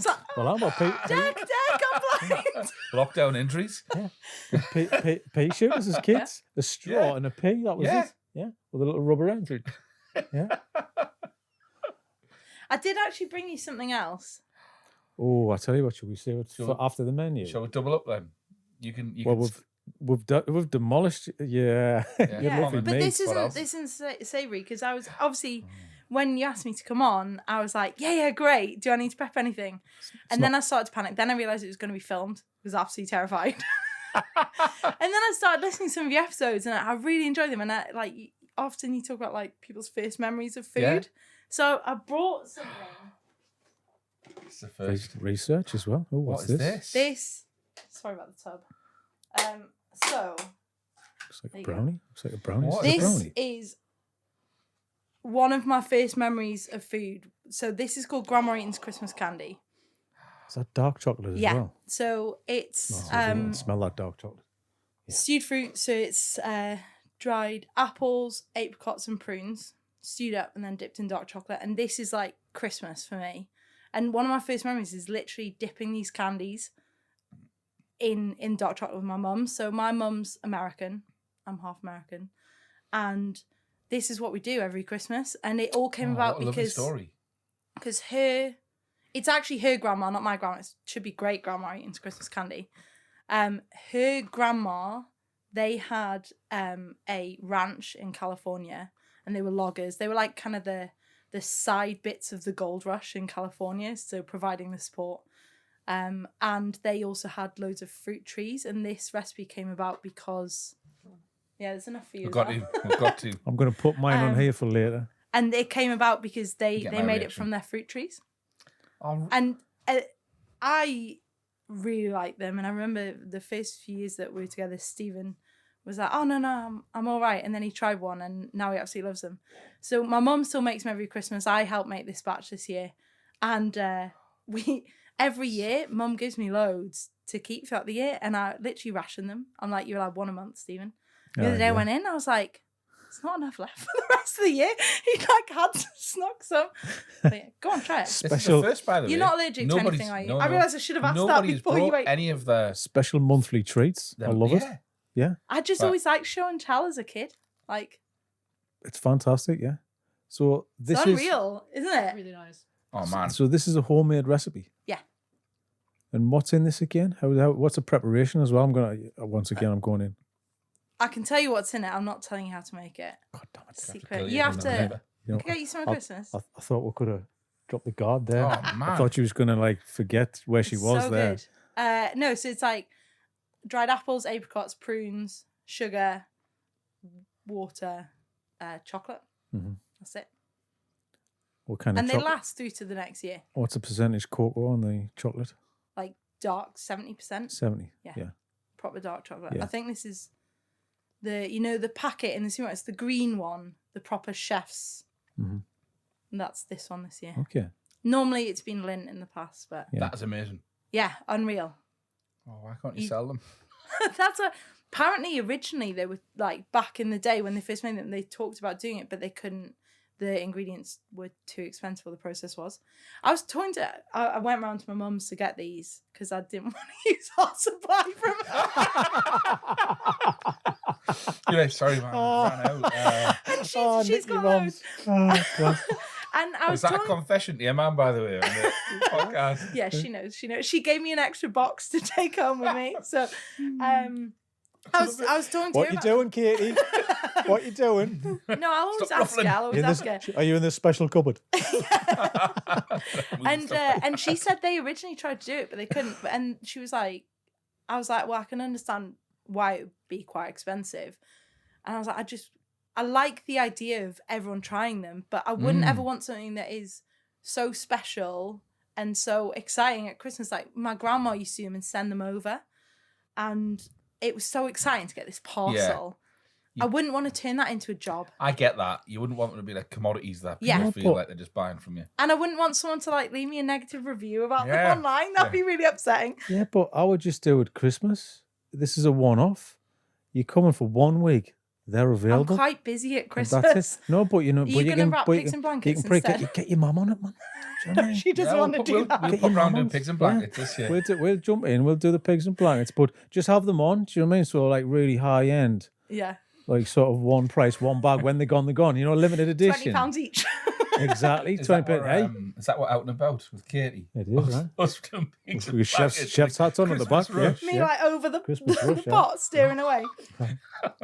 So you're going to come and do the pigs and blankets and the Christmas will window. you let us film it? Yeah. What, the pigs and blankets? Us making pigs and blankets. Yeah. I just see us at the back, just making little figures and kind of dancing them through the we're just totally off. Hurry up, man! Yeah. Stop making figurines. Yeah, and the pile of these just starts going steadily down throughout the day. Yeah, it's hard work. Like my mum, but she's classed at them a few years ago because you've got to temper the chocolate, and she got this proper pot and everything, and she's now got this whole thing about tempering chocolate, and she's really good at it.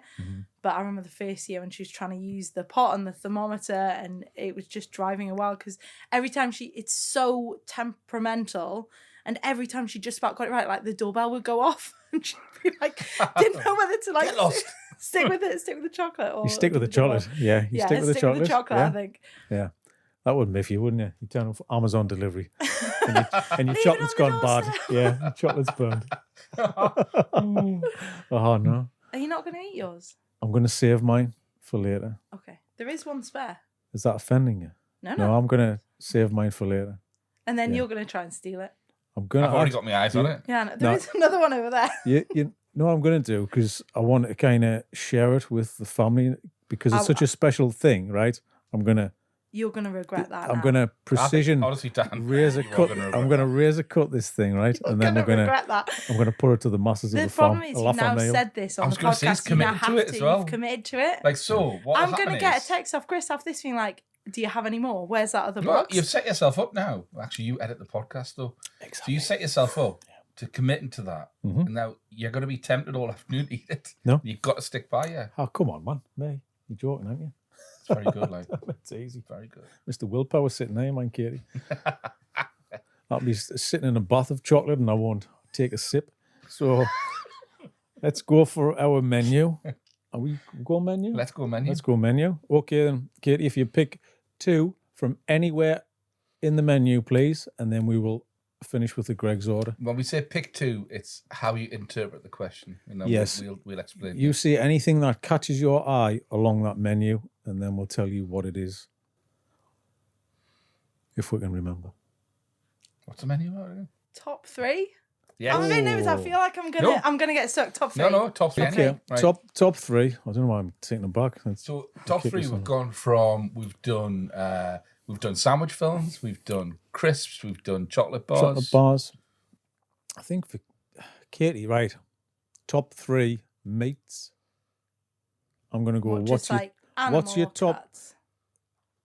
Let's go nuance the details, the cut, the animal, whatever it is, and even if it's charcuterie. And so it's your top 3 and what that relates to. Roast chicken, number 1. Really? Right. Okay. Yeah. Number 1. Really? Okay. All the time? Not all the time, but that was the thing that turned me back from being vegetarian. But you have to get the oysters off the bottom, Yes. Maybe the top one. The oysters off the bottom of roast chicken in the skin. Oysters, Oh yeah. Yeah, that's why I always carve the chicken. It's not like I don't want to be eating a roast chicken every day, but I do love a really good roast chicken. Yeah. It is just class. You know when you're making the roast chicken, those wings don't make it to anybody else's plate. Those wings are getting eaten. There. Yeah. The Collateral damage. Carver's rights. So it's like most of the crispy skin off the top. Oh, I'm really sorry. The chicken didn't have any skin on it. Everyone likes I do that all the time. I'm sorry. I do it all the time. That doesn't happen in our house because there's just see myself and the cat. And we just stand in the kitchen before we plate it up and we just eat the skin in the kitchen. Oh, I can see that cat. Oh yeah. Just looking up at you. He likes freshly cooked meat for him. He really loves lamb. Loves lamb. But if you try and give him lamb from the day before that we've saved in the fridge, doesn't want that. It has to be freshly cooked. Fresh lamb. A party. That and dreamies. A party cat. I like a party cat. My cat used to, I would tear open the fresh packet of turkey or open the turkey. Da-dum. You could hear him from the bed upstairs. Yeah. Da-dum. Yeah. By just opening the packet from the fridge, that cat would bang downstairs. Turkey was his favourite. Yeah. They've got class hearing. They can hear and they're straight on it. Unbelievable. Pull that turkey packet open. That's what you chicken. When you're having it and what you're having it with. Mm-hmm. Well, normally it would probably be when I was growing up, we never really did Sunday dinners. My parents are vegetarian. That's kind of okay. But we did eat. I wasn't not allowed to eat meat growing up. I did at friends' houses, stuff like that. We did eat fish, and I loved fish and chips growing up. I'd say it was probably more of a slightly pescatarian household, but mostly vegetarian. But yeah, that I've forgotten the question. What? When do you have your chicken? What do you have your chicken? Fish and chips got in your mind there, didn't it? I was just thinking. Fish and chips got in the way. Yeah, it did. Oh, do you love fish and chips? Yeah. But no, nowadays. So normally it'd be, can we do Sunday dinners? Most of the time now, just because Stephen grew up with that. But we do also. I like doing roast chicken with chips and gravy. Or we did one a few years ago. We went to. Chips and gravy, man. I've got family in America, and we went over. It was a few years ago before my grandma died, and we went to a butcher's over there, and we got this chicken, and then we also got some hot Italian sausage meat, and we went and we cooked it for my grandma. And Stephen tunnel boned the chicken, stuffed it with hot Italian sausage meat, and we had this roast chicken with the hot Italian sausage meat. Still, one of the best things I've ever eaten was that chicken. It was the chicken. I think meat's expensive. It should be because you're raising an animal, but meat in America is next level expensive. And I think this was probably 10 years ago. That chicken was about $40. Wow, really? It was expensive. It was the highest quality organic. But this butcher's that we went to in San Francisco was really cool. And we were like, that's what we're the people who go on holiday and go in a supermarket and look around and go, ooh. Yeah, we do, yeah. That's part of the holiday, isn't it? When you're going around and they've got all the veg and they've got all the mist on the veg. And go around, and we always like going, and then most of the time we'll go and we'll get not a hotel, but we'll get an Airbnb or something where you've got a kitchen. So you can go out a couple of times, but you can also cook at home and then get several. We were in France 6 months ago, maybe even longer. And go and get local wine and everything like that. Go to the local market and just see what looks good, and then bring it back and cook it, and then next day leftovers you can make like a nice salad because all the veg is amazing, and more wine. I've done like always more wine. Always more wine. I've done like a fridge snack with chicken, leftover chicken. You just wrap a bit of kind of Parma ham or salami around a bit of chicken, and then that's just fridge snack. I did it the other day. This is really weird, but when you get those amazing bunches of coriander from there's Heaton Halal Superstore on Chillingham Road, and like the leaves were like this, and I just got one of them, and I had some chicken left over, and I just like put it in some coriander leaves and was eating it. It was so good. Like, nice, isn't it? Just pairing it up with something. Yeah, just straight out of the fridge. Yeah, straight out of the fridge when it's open. So second meat then. Second meat. I do really like a flat iron steak. Fine. Or I had onglet. Like I've only had it a couple times because most of the time we sell out. We had it on the barbecue the other day. Like a steak, but not necessarily a traditional steak. And we get a lot of people who think that we eat steak all the time, and actually we don't, because it's there for the customers. And also, if you have it all the time, it's not special anymore. It is. You've got to have a special one all the time. For me, it's a sirloin. I think you can't go wrong with a sirloin. Yeah, it's good. Add that over ribeye. I would probably stick with sirloin every time, It's a leaner meat, but you get a nice fat cap on a sirloin, and especially like the ones we get in, they've had loads or grass in their diet, and it's like super yellow fat. Yeah. But ribeye is the most popular that we sell, by an absolute mile. So much ribeye. And I think also Sai had something to do with that as well. So Sai King, when we were on the Hairy Bikers, he did a coat to birth. And after it was aired, which was quite a while after it was actually filmed, we weren't prepared for how many coat de boeufs the guys were. I can't cut a coat de boeuf, but the guys were not prepared for how many coat de boeufs we were going to have to do the next few weeks. Like, it was class. But ribeye is always the most popular. How do you have your flat iron? Every other thing, you must have it rare or blue. How do you? I like medium rare. Medium rare. Medium rare to rare. Yeah. I don't want it blue. I don't want to bet to bring it back to life or anything. No, like I do want it cooked a little bit. Yeah. But that probably also comes from being a vegetarian for so many years. And also I like it cooked. Like yeah. You want best of both worlds, don't you? It has to be juicy as well as crisp. Yeah. Yeah. It's got to be like grill. Third meat. It's gonna be like rib end pork chop or like a bit of pork belly. Oh, I love pork belly. Yeah. I feel like I've gone through, this is like, I was, like, we talk about this in work all the time, like, what's the best meat? And I know you've said lamb. It is the king of meats, yeah. But we're talking basics, kind of. Overall, I think if you're only allowed one meat for the rest of your life, pork. You can't have bacon, you can't have sausages, you can't have charcuterie without pork. Yeah. It's versatile. Do lots of different things mince. with it. Pork mince, pork belly, grating a curry. It's the most pork's versatile my favourite. No, I think right. pork's my favourite meat as a generic category. But if it's like one dish, like a roast chicken. Yeah. Okay. Excellent. Right. All right. Next question. Right. Next question. I'll hand it back to you. Do I have to pick another one? Don't know what's going on there. Probably like some sort of afters. Go on then. It's got to be first pint, even though I don't even remember my first pint. Right, but come first on pint. Right. Can you remember your first pint-ish or not? Where was I it? can remember my first drink. Oh, that's even That's better. it. First drink. Same thing. A shot of vodka. Your first ever drink was a shot. But it wasn't a full shot. It was like we were probably like it's like me and my friend Tom, and we were probably like 13 or 14, and I don't like breaking rules at all. Like I like to be like, those are the rules. Like, let's see. I'm scared of breaking the rules.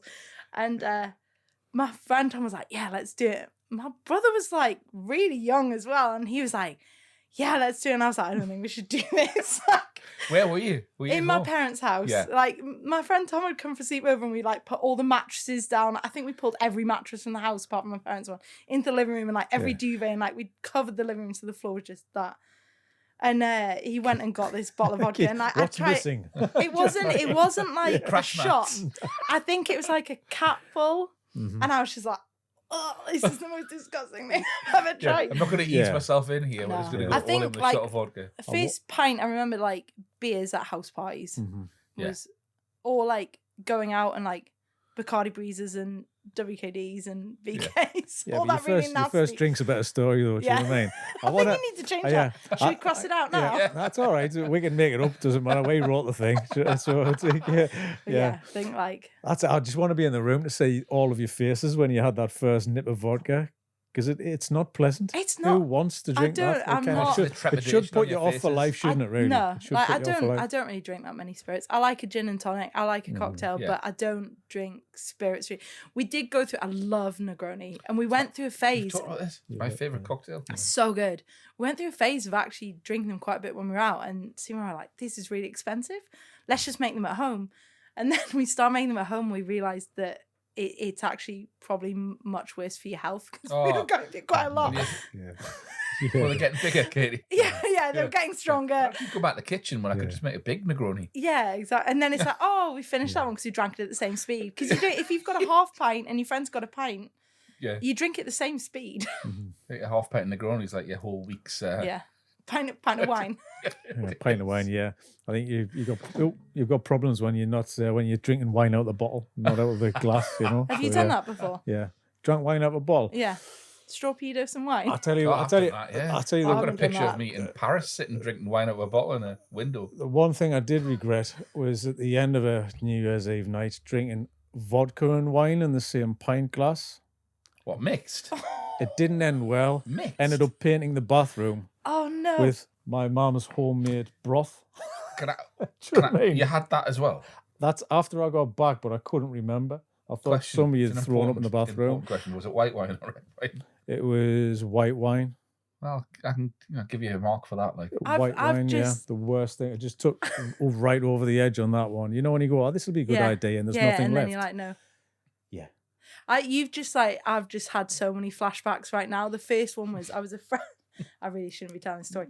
I was a freshers helper at Glasgow Uni, and we'd got all the freshers onto the bus to get them back to their halls, and we decided it would be a great idea to make some white wine spritzers, but for the bus back. But all we had was really cheap white wine and Sprite, and so we drinking this and nicknamed it Sprine. It was absolutely awful. Sprine. The other thing I've just realised is thinking about that first shot, which was nasty.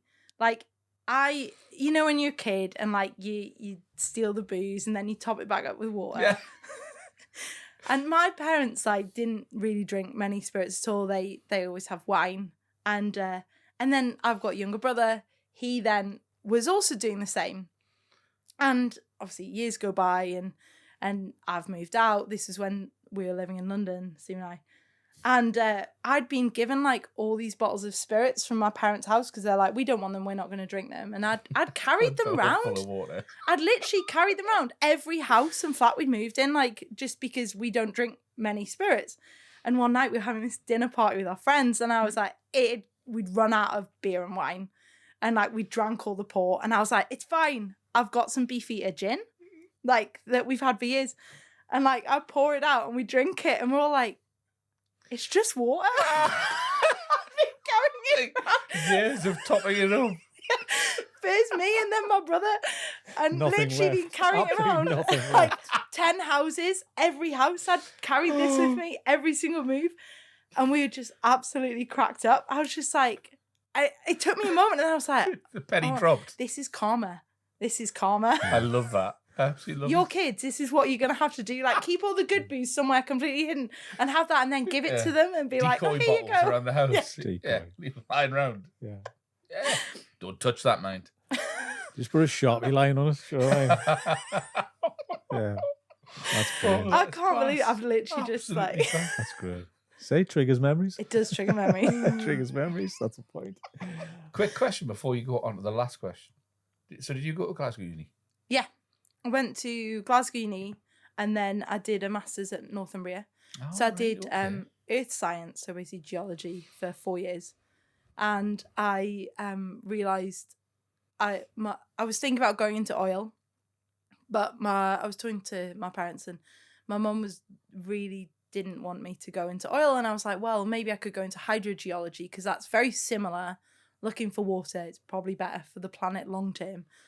And I went down to look at, I think it was like Birmingham University, which is one of the best universities in the country. And I looked round and I just realised it wasn't for me. And I'm like, if I'm looking around the best university in the country to do this master's and I'm not feeling it, I actually think geology is probably not for me. And I'd been doing the last 2 years, so my 3rd and 4th year, I'd been on the committee for Earth Science as social secretary and planning all the events and pub golfs and all this and the end of year ball. And I'd really enjoyed that. And it took me a while, but I realised like that's actually what I wanted to do. So I ended up doing a master's in event management and and doing that and then going into events. And I was working in events in London when Steve and I came up with the idea for the business, and then we wanted to do it somewhere we knew, so we moved back. You have these crossovers because I lived in Glasgow for 5 years as well. Which bit? I lived because I worked. Do you remember Stravagan? There's a little in the West End. I worked there, so I lived just opposite. Oh, really? I don't know if you remember. There was a cafe called Offshore. It was like the Friends Cafe. I lived at the very, very top floor in like a turret. Oh, really? Of the Nice. tenement. I lived all over, always kind of like, first he was in halls out near Bearsden, so quite far up past Maryhill. Yeah. Had to get the bus through Maryhill every day. And then it was just like in Partick, Kelvin Hall. I don't think Kelvin Hall. Partick was 2nd year. Actually, 3rd year, you know the hill where Glasgow University is, and you've got QMU on one side, the Queen Margaret Union, and on the other side, not anymore, but you had the GU, the Glasgow University Union, and opposite the GU are those 2 churches, and in the middle there's a block of flats. I was in the middle on the first floor, and I could see straight into the beer bar from my bedroom and into Deep Six, the club night. And I'd literally have like friends calling me out most of the time, but if I was ever not out, I'd have friends calling me being like, can I crash at yours? And then Kelvin Hall, my final year. It's a great city for a student, though. Yeah, it's class. It was like, so even the food scene, pubs are amazing. I don't think I was really into the food scene then. I remember Roots and Fruits, which is still going. Have you been? Must inspire stuff like that. Yeah, it does. So it's this amazing veg shop where everything's on display and it's class. It's really good. Full circle. Oh, it was, honestly. It was your own veg and fruits. There was like Deli's Eel Cappuccino on Sotty Hall Street. Yeah. It was just bouncing. It was class. Yeah. Anyway, sorry. Last question. What is it, Dan? What's your Greg's order? What time of day? Nice. Because this could be now, could be earlier, anytime. Okay, What's your I feel like go-to Greg's order? Morning, bacon sandwich and a black coffee with ketchup. Okay. Colour ketchup. Yeah. Red, like red sauce. Red sauce. But they do use ketchup. They use Heinz ketchup. Yeah, they do. Yeah. Yes, I don't think they transfer dodgy ketchup in. I don't think they do. They definitely use ketchup. Yeah. Well, a good way to test ketchup is a child. A child will tell you if that's Heinz ketchup or not.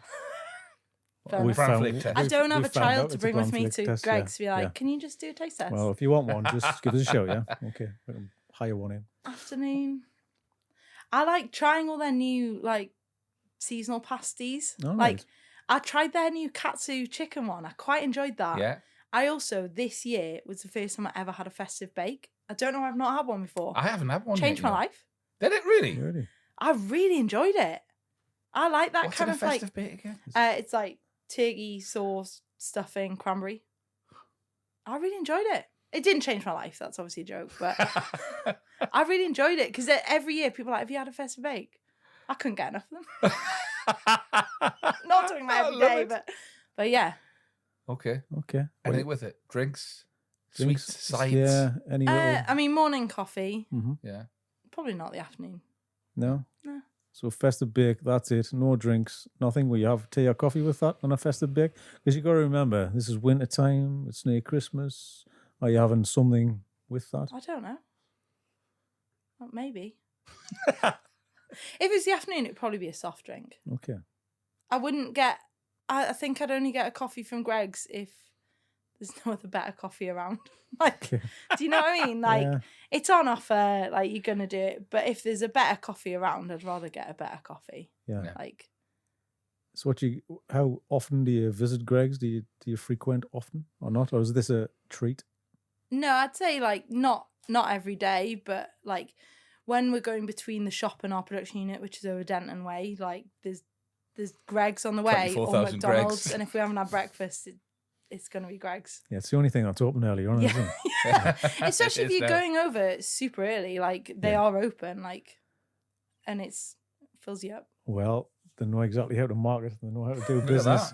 Get open before everybody else does, and everybody will buy your stuff. This is what I say to the like independent coffee shops. I'm like, you need to be open earlier. Well, I say that on Heaton Road. Yeah. Like sometimes you can walk up Heaton Road. That's a competition. In the morning, not there. They're not open. Yeah. Greg's are open at 7. I think there's a new one on Heaton Road that's open a bit earlier. They're good and they seem to be doing well. But Heaton's class. Oh, I love it. Yeah. Yeah. And C's is open quite early as well. Yeah. Neil brought in a festive pie from Pink Lane, didn't he? You did. I was just thinking festive bake. It was a festive pie. Yeah. It was a ton weight, but it had absolutely everything in. But everything in one bite. It's quite a special pie, isn't it? Yeah. So, yeah. Okay. All right. Happy Interesting. Thank you very much, Katie. I'm just Thanks. very aware that the chocolate that was sitting on here is now on the floor. So now I've got to... Oh, is that what that was? It will get eaten. I looked just now and I was like, where's it gone? I was trying to be very professional and not... I heard that noise. Wait, I heard it actually clanged, so it clanged quite well. About the 3-second rule? That's a great idea. Yeah, Dan, what's your rule? 3 minutes. It's like 45 minutes or something. Did it survive the fall? It survived the fall. Well, there we go. There you go. No, not one crack. That's tempered chocolate at its best. Yeah. That's a good advertisement for that. Yeah. Well done, Mum. That's a really good point, though. 3-second rule. Are you happy with that? Of course. There you are. What a great end. Fantastic. Thank you very much. Thank you so much.